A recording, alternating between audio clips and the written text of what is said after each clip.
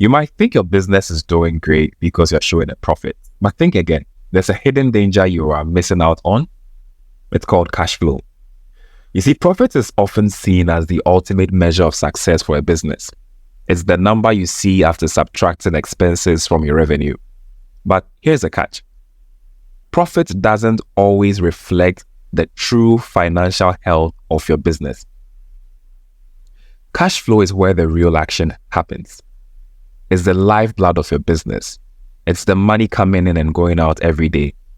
So even if you're profitable, poor cash flow could mean you're struggling to pay your bills, buy inventory, or seize new opportunities. Imagine driving a car with a full tank of fuel, but with a faulty fuel gauge.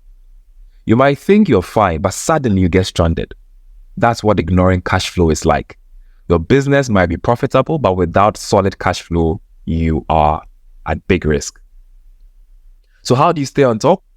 You should regularly review both profit and cash flow.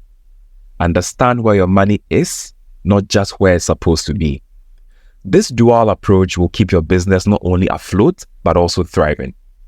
If you're ready to master your business finances, subscribe to the MSL Business School for more insights, and we'll catch you on the next episode.